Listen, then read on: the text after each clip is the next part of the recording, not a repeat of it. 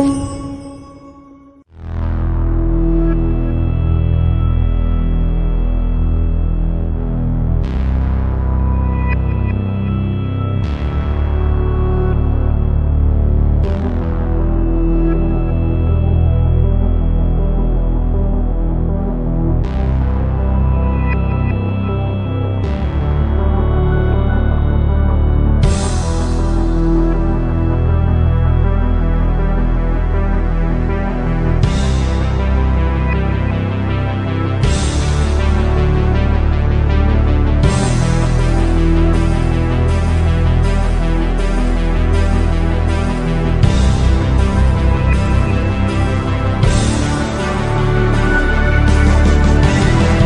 evening, everyone. I'm your host, comedian, magician, Danny Whitson. But it's all tricks aside, because tonight we're turning the paranormal into the normal. Join me as we explore the gray areas of reality. We're going to talk all things paranormal, UFOs, ghosts, cryptids, and aliens, and see how it's all connected. This podcast is brought to you by the Experiencer Support Association, and we are live. So if you're an experiencer yourself, or you're just plain nosy, be sure to send me your question and subscribe to the podcast. Now, get ready, because it's going to get deep. No, really, we're going to go way out there, because this is Beyond the Tinfoil Hat.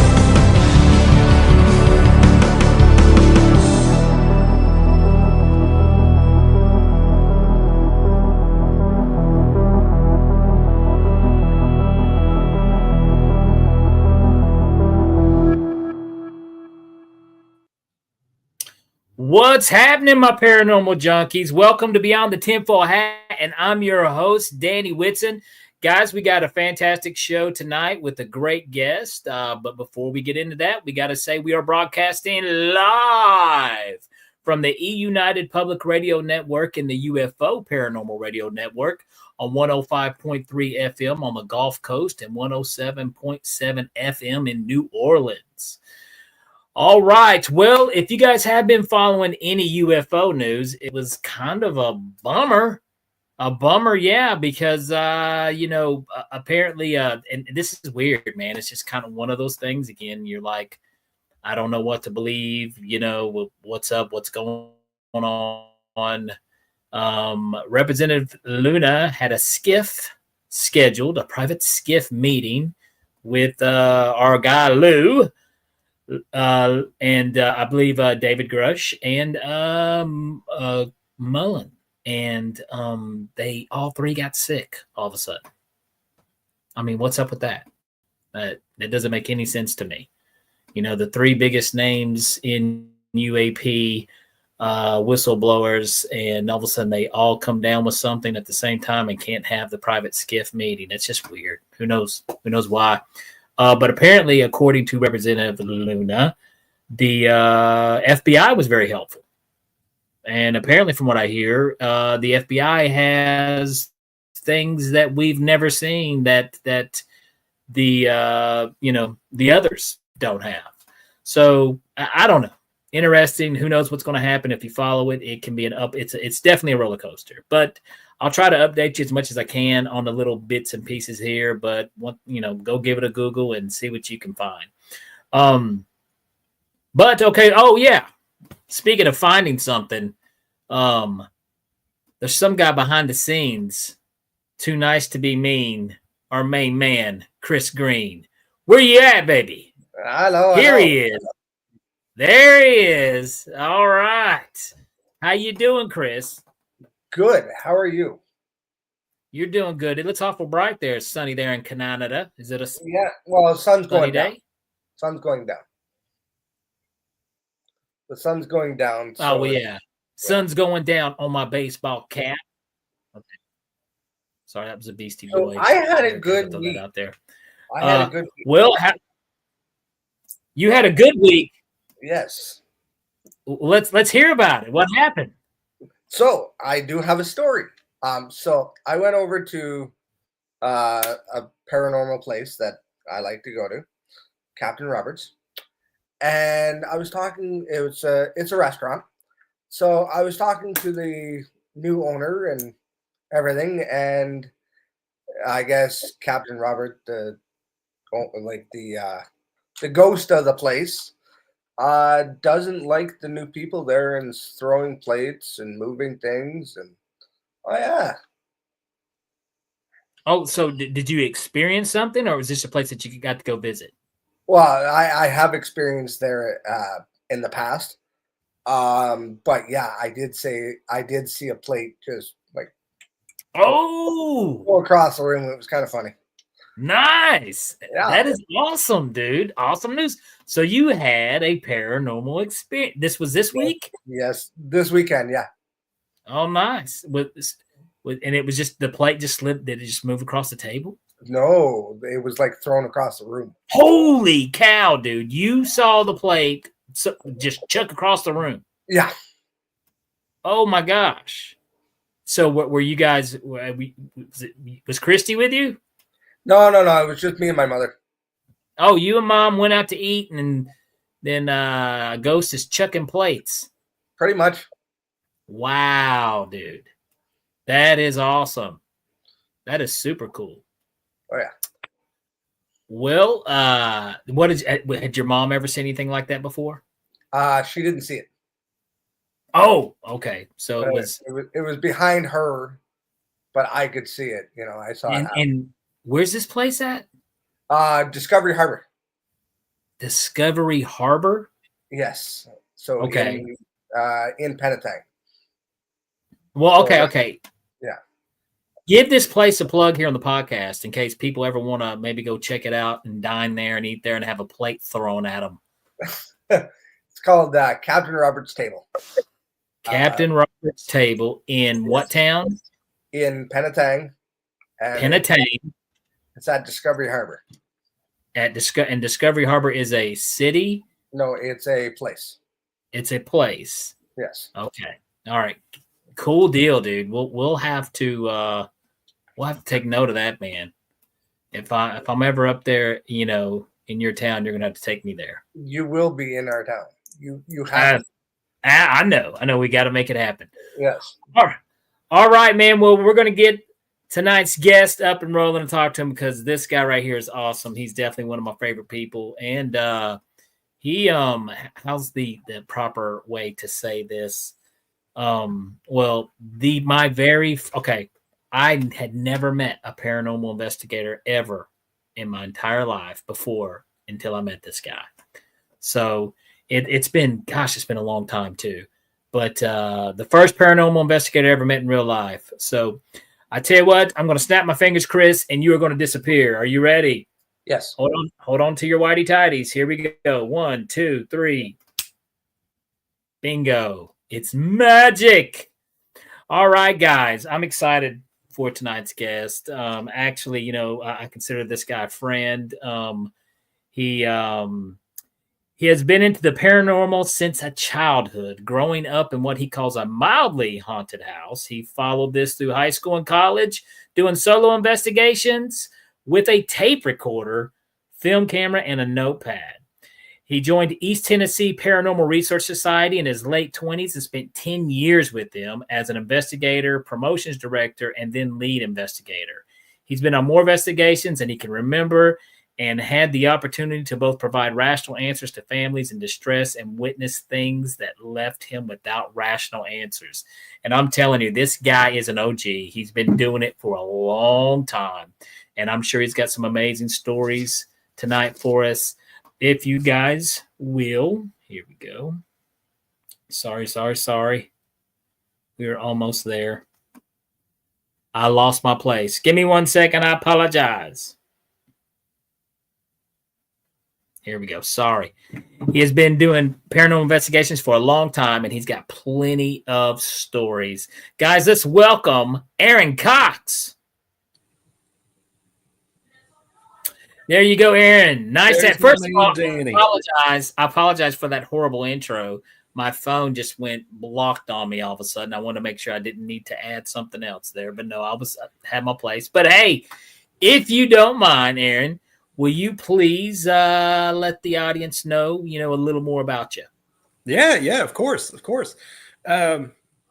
So I'm Aaron Cox, 40 something years old. Are you really 40? First of all, yeah. you still look like you're in your 20s. Oh, shut that up right now. I swear, bro. No, but I'll be 45 this August. So, yeah, I really did. I got into ghosts just as a kid. Growing up in Grayson County, Virginia, in a little town called Independence. I grew up a hillbilly. So I've got a lot of deep Appalachian roots, and Appalachians are a death-obsessed culture. So it comes to me naturally, honestly. But yeah, I was talking to Chris, like I said at the beginning, I said you guys were Tracy and Drew were my first experience. Even Chris says he would have said you were 35 years old. So exactly. I would not have guessed you in your 40s. But dude, I mean, think about it.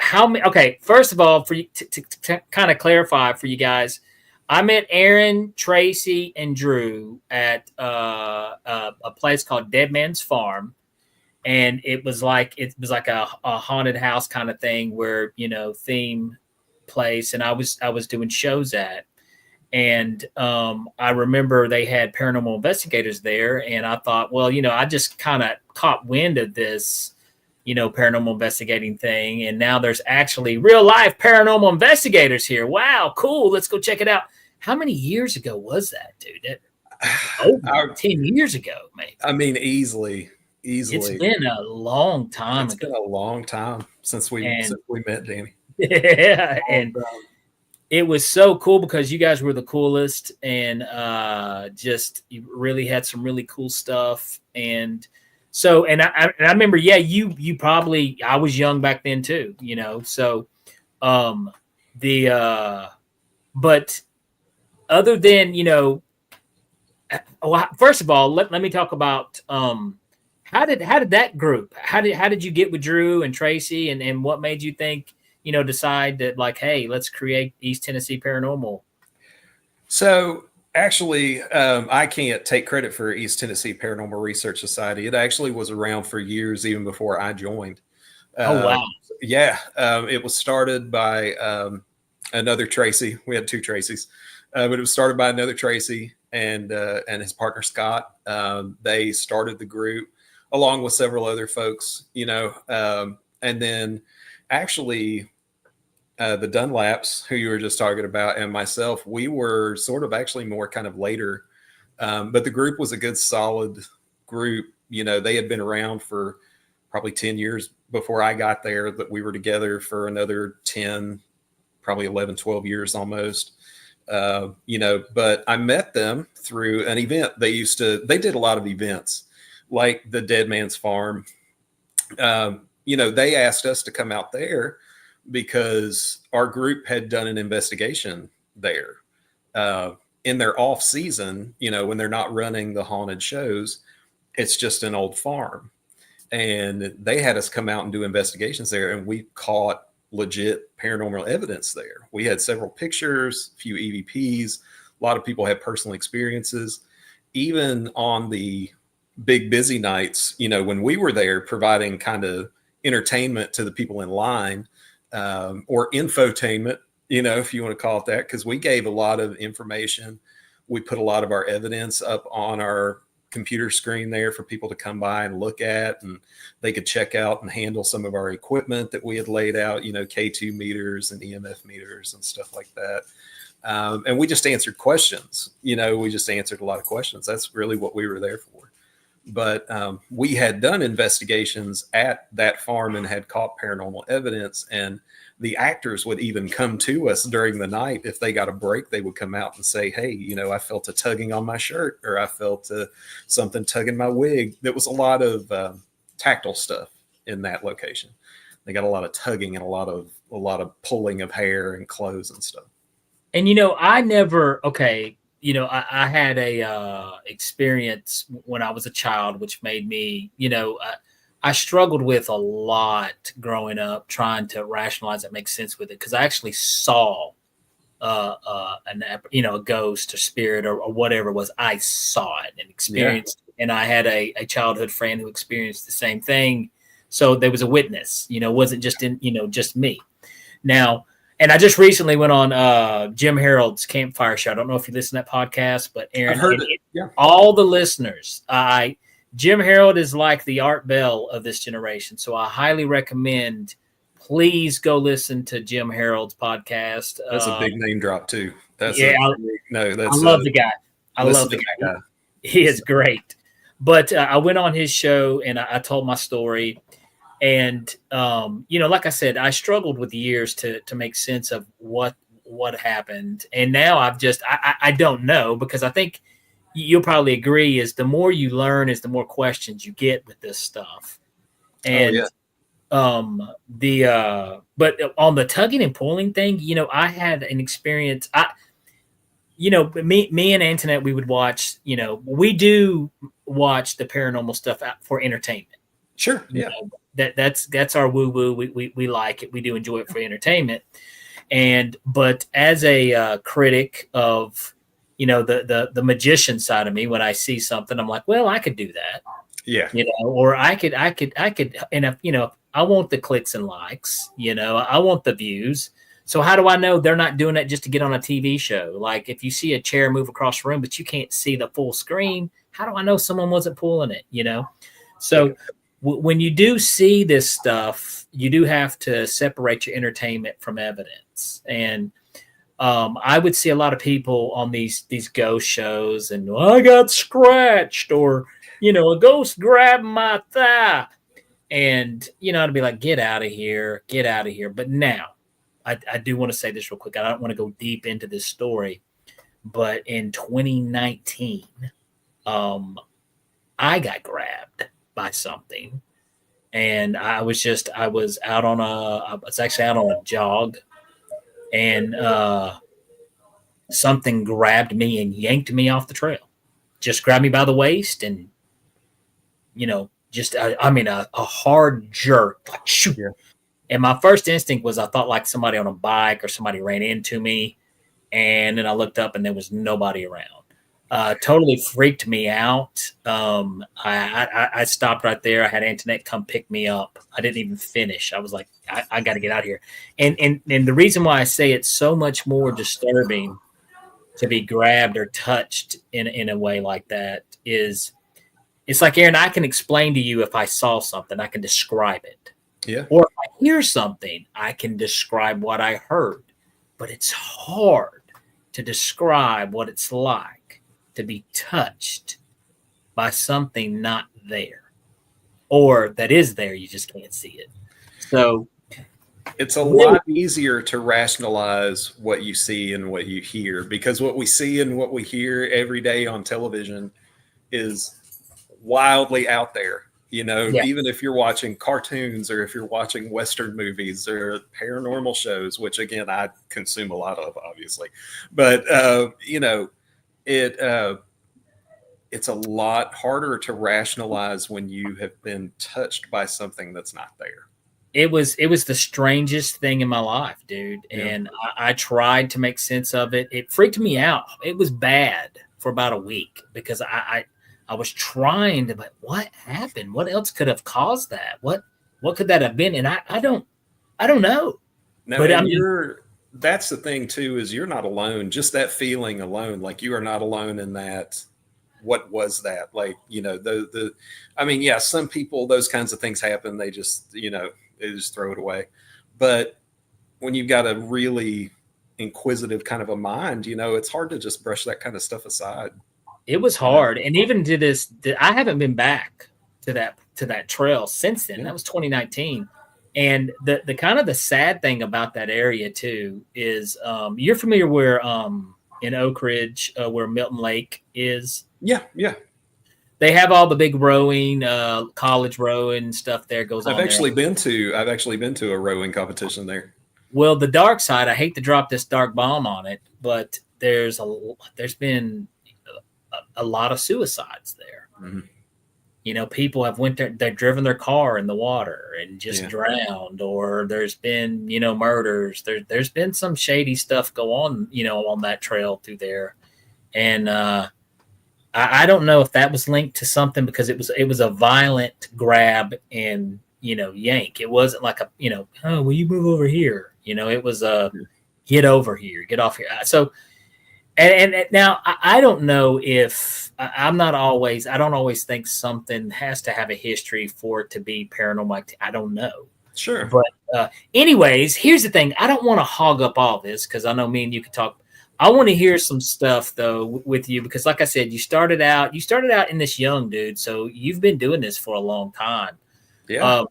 Let me ask you, what was your first paranormal experience? How about that? Let's hear that one. Let's see. My first paranormal experience was actually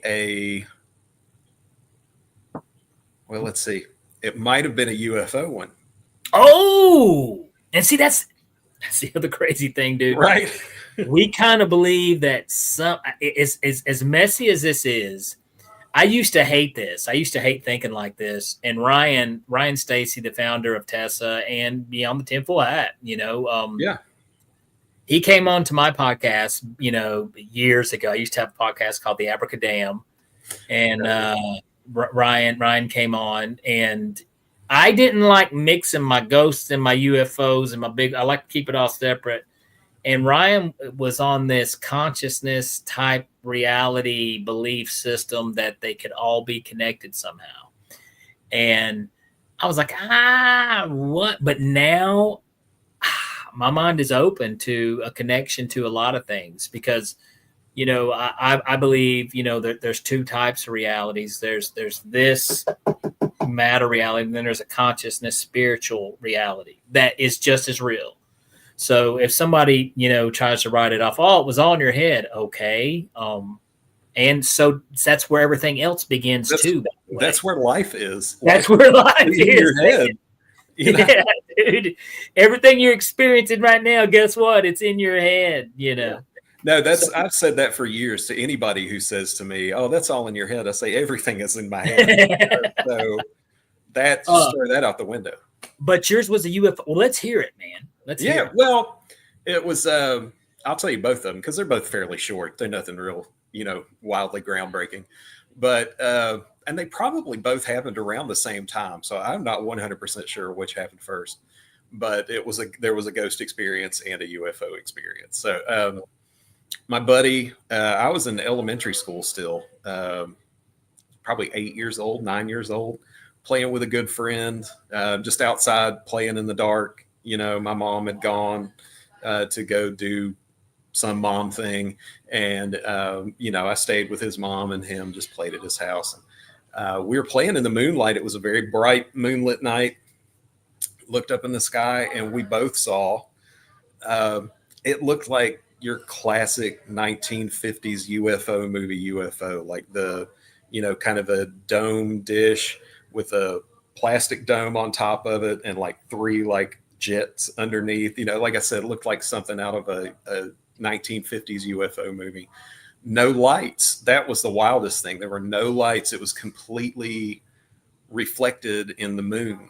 The moon was just really super bright that night, and it had a completely shiny surface. That's how we could see it, was because the surface was so shiny. It was reflecting the moon perfectly off of it, and we could make out the entire shape of it.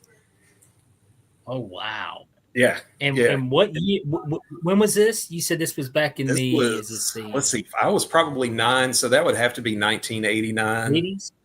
Somewhere around late 80s. Yeah. In the 80s. Yeah. And like I said, we both saw it. And, you know, it blew me away. You know, I still to this day, I can picture exactly what it looked like. And I saw my first UFO ever last year.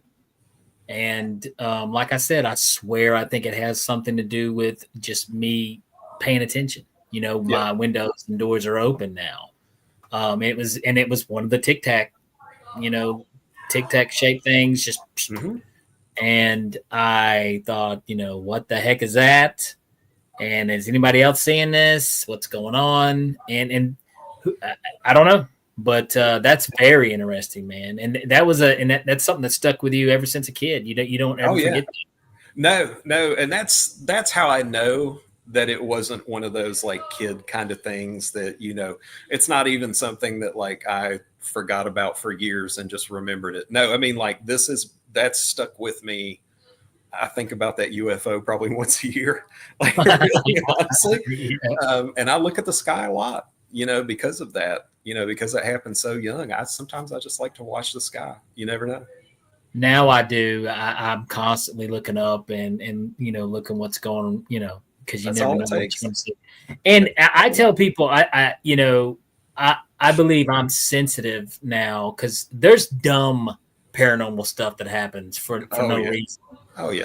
Around me. And I'm just like, I mean, it doesn't spook me or anything, but I'm just kind of like, okay, like, I was talking the other day on a show, and this happened, this is months ago, but I remember I was home alone. I was sitting here in the living room. I took my shoes off, and one of my shoes were sitting up right, and my other shoe was laying on its side. Well, this just happened out of the blue. I don't know why it's happened. It's dumb, but it happened. Yeah. Shoe turns from its side to upright. Fixes itself. Like somebody was like straightening my shoes up. And my first thought was, hey, is there a frog in my shoe? Because that whole, have you seen that? One of that's like Three Stooges or something. Yeah, I was gonna say like Three Rascals. A frog got in the shoe and would spook them out. Little Rascals. Yes. Yeah. That was what I was looking for. So I'm like, man, is there a frog in my shoe? What's going on? So I'm looking, and there's nothing in my shoe. My shoe just, just went from here to there. And I was like, dude. And I was like, okay, all right, whatever. That actually kind of reminds me of a theory that I used to use to explain to our clients when we would go and do ECPRS. We did several investigations at like the big places. Normally you have to pay to get into those places to investigate. Just a little behind the scenes, but mostly what we did was we had a website where folks would contact us and fill out a form and tell us that they needed our help, and we would come to their house, do an investigation. We always went in trying to disprove, because if you go into a haunted house trying to prove that it's haunted, you'll prove it's haunted 100% of the time, whether it actually is or not. Houses make noises, and, you have to recognize those kinds of things when you go into a place. But when I would do the reveals to our clients, one thing I always told them was it's kind of like interacting with paranormal, especially with spirits, ghosts, entities, whatever you want to call them. I don't know what to call them. They've not told me yet. None of them have told me what they prefer yet. I'm all about using preferred. Absolutely. So as soon as one tells me what to call them, I'll let y'all know. But I tell them that it's like talking with a stranger on the bus. If a stranger comes up to you and starts, chit chat, and you start paying attention, the more that you pay attention, the more that they're going to interact back, and then you become friends. You can do the same thing with the paranormal. The more that you recognize that it's happening, and the more that you communicate, there's a lot of forms of communication. I'm not talking about sitting in a room and just talking to the air, but there's brain communication. Just even thinking about things keeps that energy going. You're providing energy to something even by just thinking about it.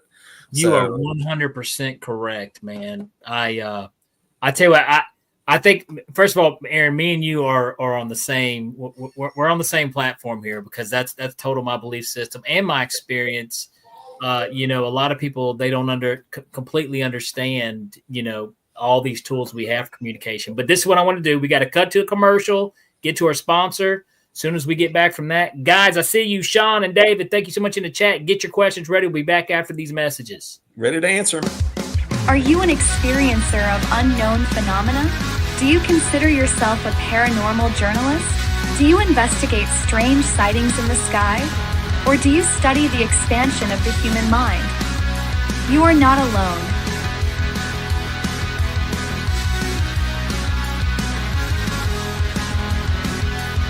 Welcome to TESA,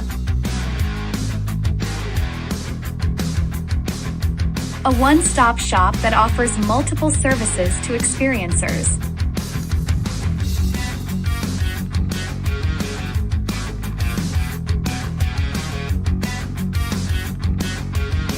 Place where we can work together. Place for us to learn. Place for us to grow. A place for us to change the world. Join us today.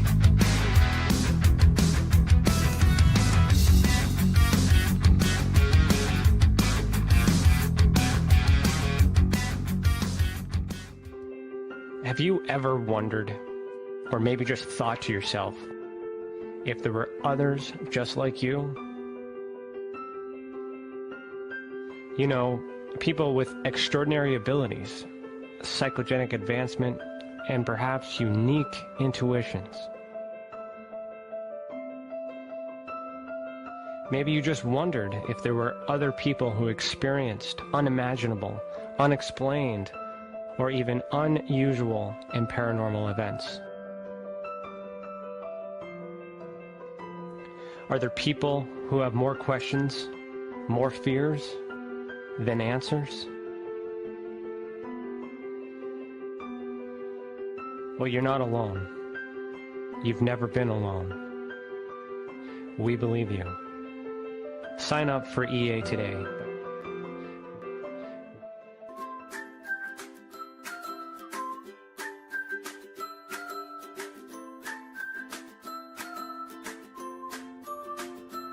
It's not the strongest species, nor the most intelligent that survive, but the ones that are most adaptive to change. Join us for Beyond the Tinfoil Hat, live on YouTube, Facebook, and wherever you get your podcasts.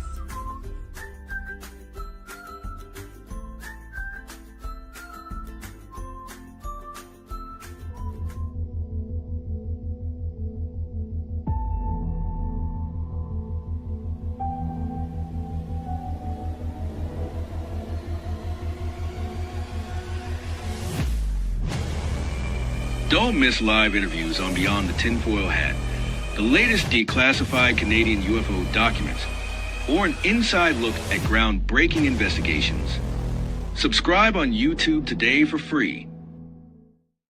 If you want to really find out about Ryan, ask him about all his work and UFOs in Ontario. Ryan is one of Canada's leading new UFO investigators. He conducts and oversees UFO investigations on a constant basis. He's compiled a tremendous amount of data regarding UFOs in Canada. I have used his research extensively.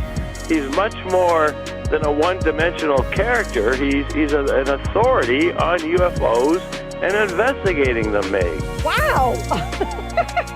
Really goes over how UFO investigations are done and what are some of the mistakes that people make when they submit evidence. For starters, don't edit your videos or photos before you send them. He would come out with an annual report on not only the number of sightings, but how many were unexplained, unknown, or just, nothing could be said. What caused it? If you want to hear more follow-up conversation between Ryan and myself, you can go to richardolanmembers.com, where we have a candid conversation on ufology, the paranormal, and more. And remember, while we learn and grow and search for the truth, let's be good to each other.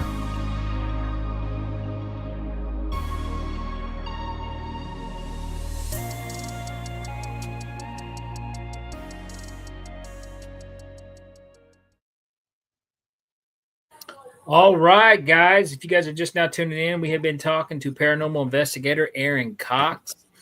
Definitely, Sean, David, I see you guys over in the chat. If you guys got any questions, feel free to ask them, and Aaron will ask them to the best of his ability. Now, Aaron, like I said, right before we cut to the commercial, you were talking about kind of your theory, which like I said, I believe 100%. I'm on board with you on that. Is this something? How long did it take you though to where you kind of developed and learned? Because most of us don't start off thinking, that broad open. You know what I mean? Yeah. Honestly, I really can't honestly say that I remember a time. I was raised very, I wasn't raised in a particularly religious household, and we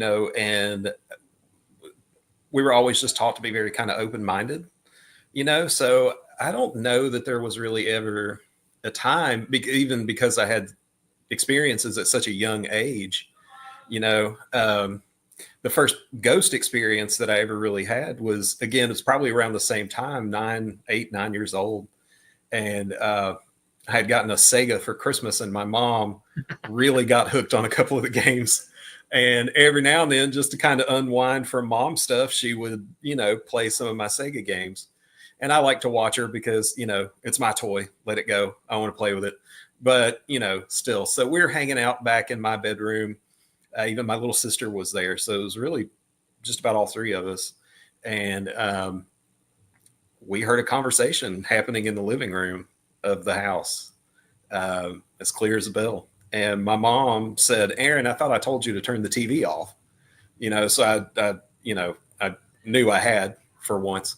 But I jumped up and ran to the living room, and sure enough, no TV, no radio playing, no anything, and no voices when I got there. But the three of us, as clear as a bell, heard at least 2 voice conversation going. That is awesome. And then we had other things happen from there, but that was really the first one. It was a Sega Genesis, right? Yeah, no. Actually, it was before the Genesis. Oh my God, we're old. I old. didn't have the Genesis. We're I was so a hillbilly old. man. I couldn't afford the Genesis. I had the one before that. I had the pre-Genesis. I remember the pre-Genesis. Yeah, it was just Sega.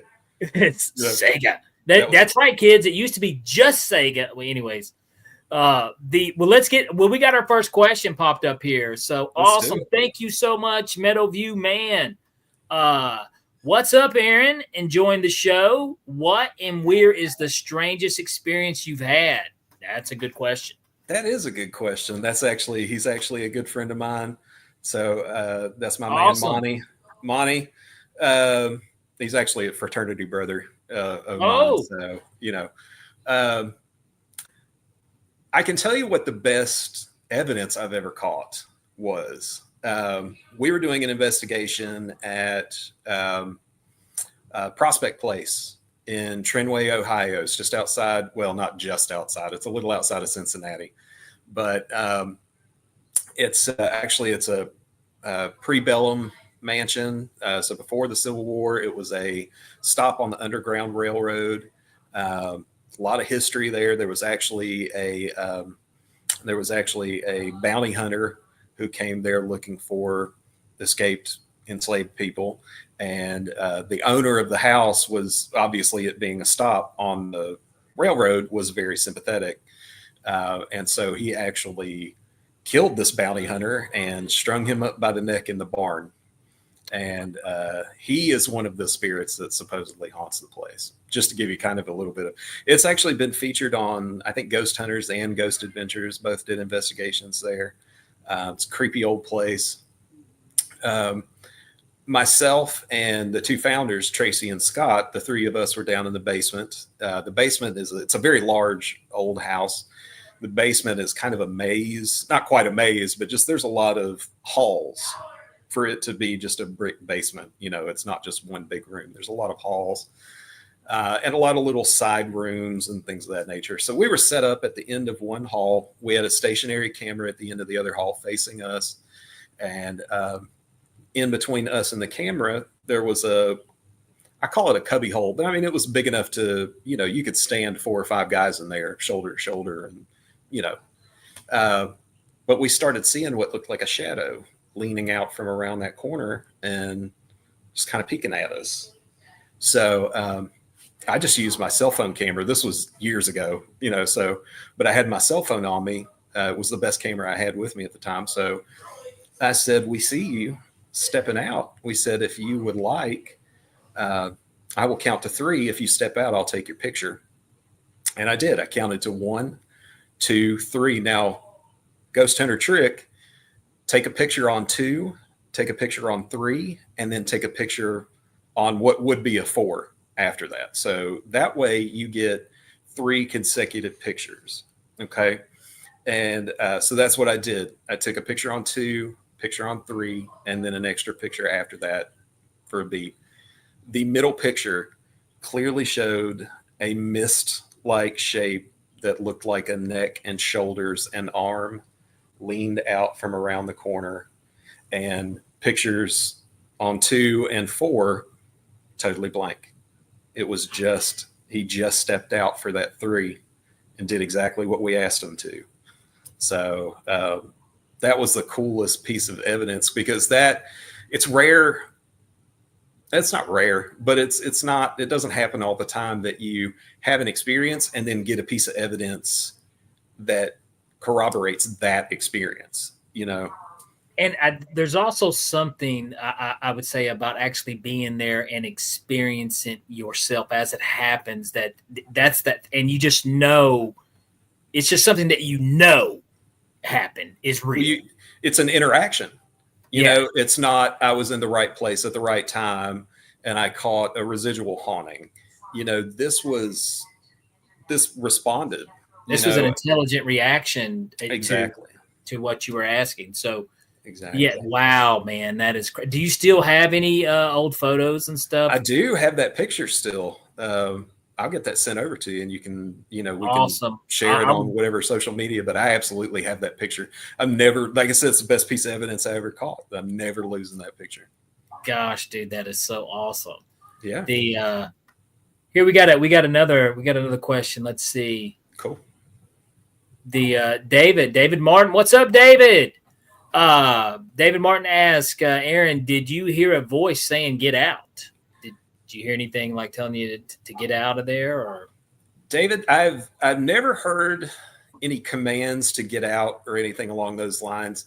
The clearest voice that I ever, again, another opportunity where we caught something as we were experiencing it.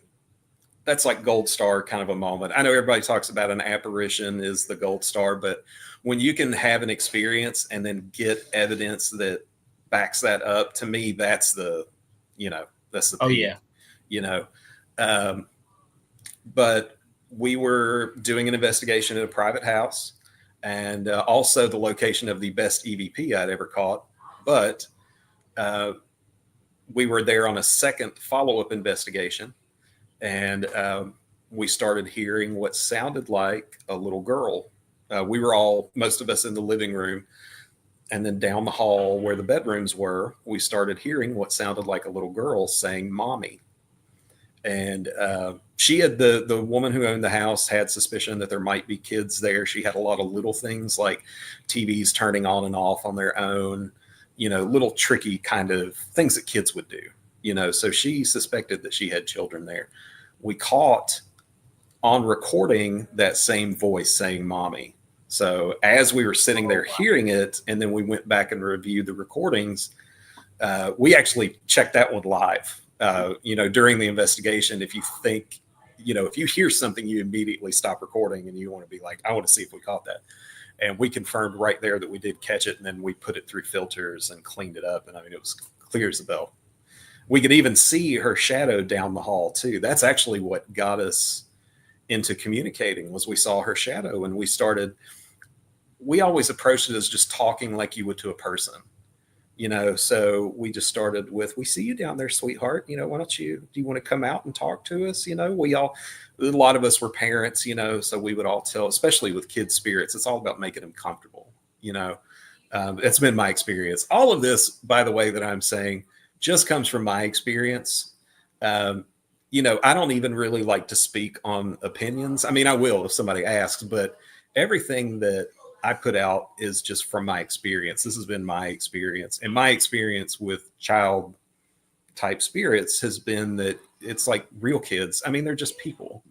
That's what I tell. That's ultimately what I tell every client that we ever did an investigation with, whether they were happy about the results or unhappy with the results.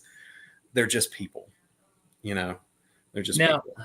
Aaron, do you think though? Okay, so this is I don't. There's times I've thought about this, and I think, are we interacting with another timeline? Are we interacting with another dimension? Are we interacting with people who have died and they're stuck in like a limbo type atmosphere?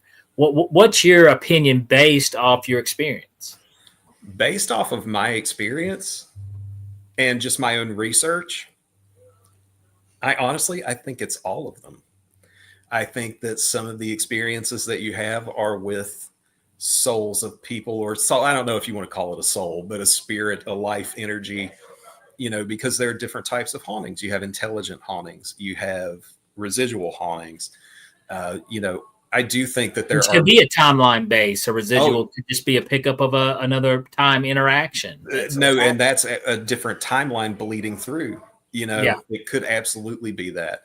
I think unless you can verify that it is a real person that you are communicating with, which I have done before, gotten it down to where we've gotten a name, those kinds of things.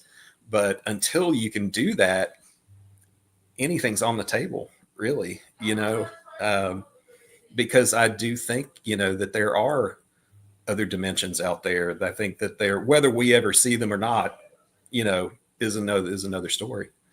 But I talk about this on the show all the time that, both my parents have passed away, and, I just recently lost my sister.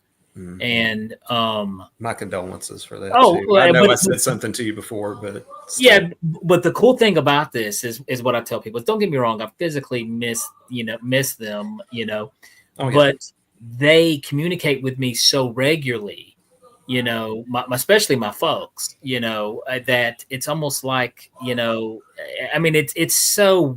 And if you don't have your doors open, you're not gonna, you're not gonna understand this. It's gonna sound weird to you, but they literally let me know that they are around me so much, and it's things that only I can know. It's just weird. It's hilarious to me. Everything's funny to me, so I'm like, hey, that's funny. Yeah.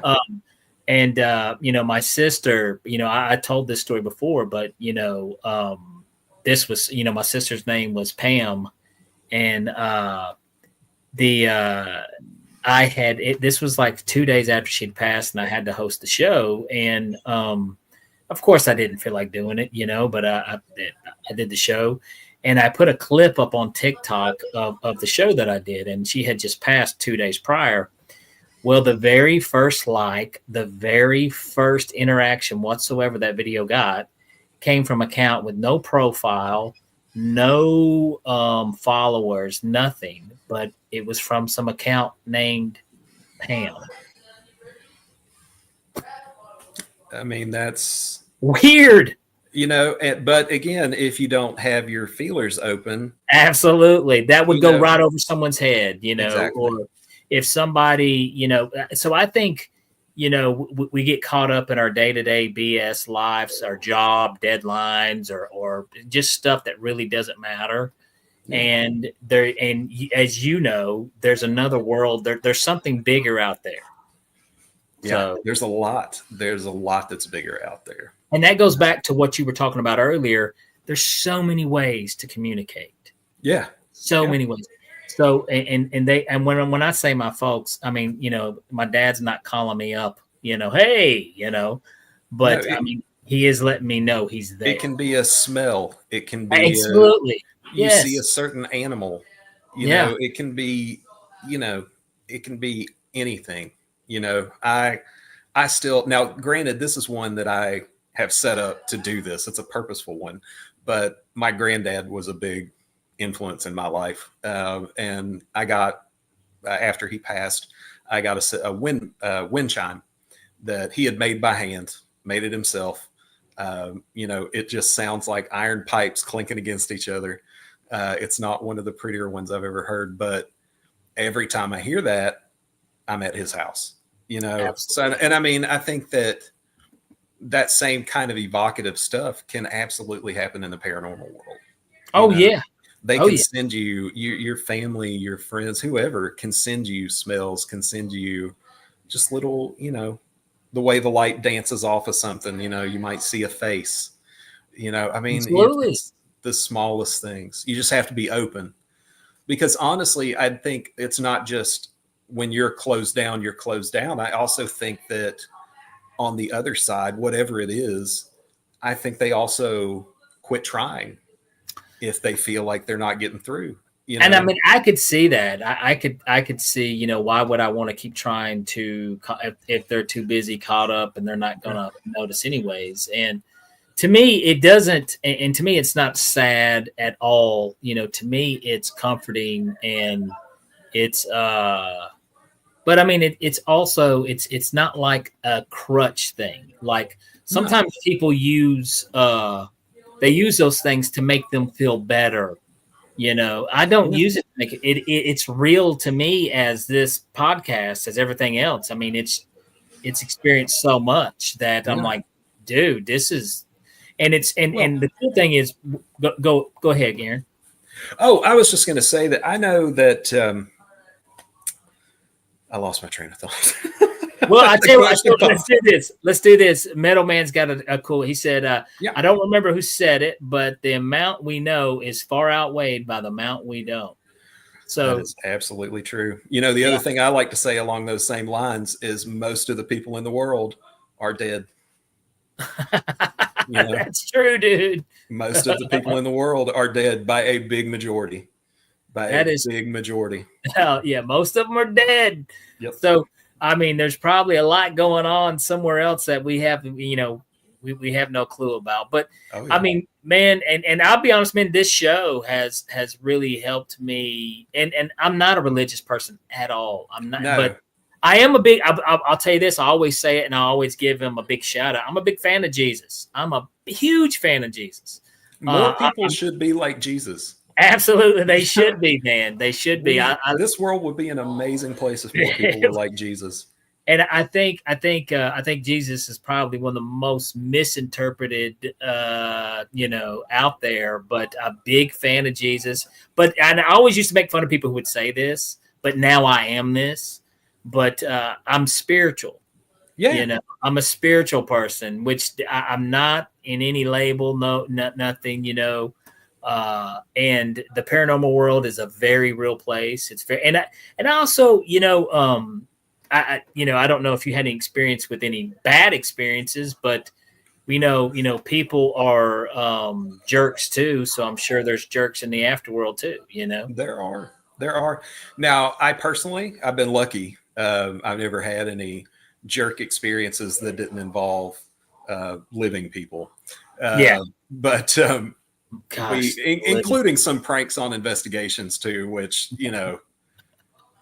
Prospect Place, actually the guy who ran the club, Tracy, and his partner, Scott, I have never been so scared in my entire life.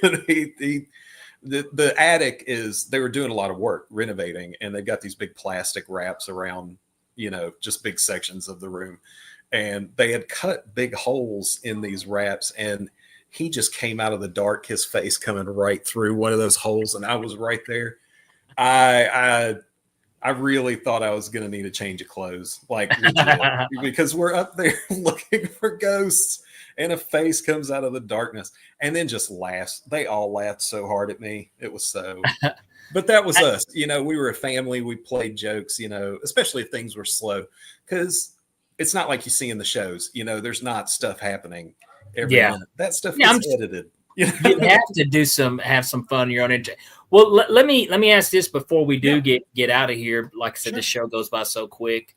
And man, this isn't enough time to talk with Aaron, guys. First of all, we got to have Aaron back on here. We definitely got to have you back. So you're not really doing much investigating these days, but is this something maybe you might want to get back into and doing more of coming back? I have plans, actually. A good friend of mine, and even my son, who's 11 now, he has expressed some interest in learning about it, so probably start some soft stuff with him, but but I've got plans with a good friend. We're actually starting a paranormal podcast as well. And we've talked about doing some ghost hunting and then sharing results on our podcast. So, we're looking at. Do you have a name or anything yet for it? Anything you want to plug? Yeah, it's called Night Music. We're also going to be, he and I are both musicians, so we're going to throw in some live music that's kind of tailored to whatever the topic is we're talking about. So, but Night Music, again, it's still a bit coming, but okay. But I will, but I'm happy to come back here too. This has been a blast. It really does go by fast, and it's just great talking to you, man. And I know you've got so much more that you could tell stories over the years of doing this, man, because yeah, guys, when I say Aaron is one of the OGs, I mean, Aaron was doing this before it was cool, before everybody and their sister was hunting ghosts as a hobby, I mean, these guys were doing it. This was back in the day. Like I said, I had a pleasure of meeting them at a Dead Man's Farm show, and they were my first paranormal investigators I ever met. And like I said, it's been a long time, dude. Long time ago. Well, I tell you what, Aaron, man, this has been great, dude. You such a great conversation. I knew it would. And we'll definitely get you back on here, especially when the podcast gets going. Hop on here and give it a plug. Yeah. About it, and we'd love to learn more about that. But yeah, I got to get you back on to hear more stories. Always down. Awesome. All right, man. And if you can, get me that picture. I'd love to show it. I'd love to share it on the show. You'll get it in the next 48 hours, brother. Awesome. Thank you so much. Guys, this is Aaron Cox. We'll definitely get him back on. And thank you for coming on the Beyond the Tinfoil Hat, man. You were awesome. Thanks for listening to me.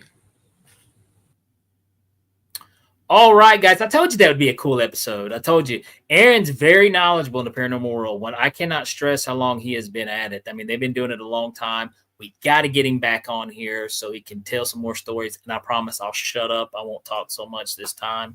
I just hadn't talked to Aaron in forever, and I really enjoy his conversation. If you guys have not done so, head over to theexperiencersupport.org and check out some of the articles there Ryan Stacy has released. Ryan Stacy is the lead investigator for TESA, and you can, get up to date on some cool things going on in the UFO, UAP world. Did I say that right? I jacked that up. UAP. That's Tennessee version, I guess. And also head over to Patreon and show us some love and Heed the World. You can make a small little donation. Those things go a long ways for the podcast. Guys, we are broadcasting live from the E-United Public Radio Network and the UFO Paranormal Radio Network on 105.3 FM on the Gulf Coast and 107.7 FM in New Orleans. Guys, if you have not done so, smash that like button, hit subscribe. We will be airing live every Tuesday on YouTube, and we're on every streaming platform you can think of, Spotify, Apple, wherever you listen to podcasts. You can check us out there. Tell your friends, tell your mama, tell your dogs, tell your ghosts, tell your aliens. Tell them to give us a like, show us some love. And if you guys have not done so, show your boy some love. Give me a follow on Instagram at Super Magic Boy on Instagram and Danny Whitson Magic and Comedy on Facebook. If you'd like to come out to see one of my shows, that's where I post where I'm going to be, folks. Guys, I will see you next week at Tuesday, 7 p.m., same time. Thank you so much, Sean, David, Meadowman. You guys are great. See you guys next week. I'm out. All right, that does it for this episode of Beyond the Tinfoil Hat. A big shout out for tonight's awesome guest, and a bigger shout out for everyone who tuned in. And if you haven't done so yet, be sure to subscribe to us on YouTube or wherever it is you listen to your podcasts. And like always, be sure to stay curious, heed the world, and keep the paranormal normal. I'm your host, Danny Whitson, and this has been Beyond the Tinfoil Hat.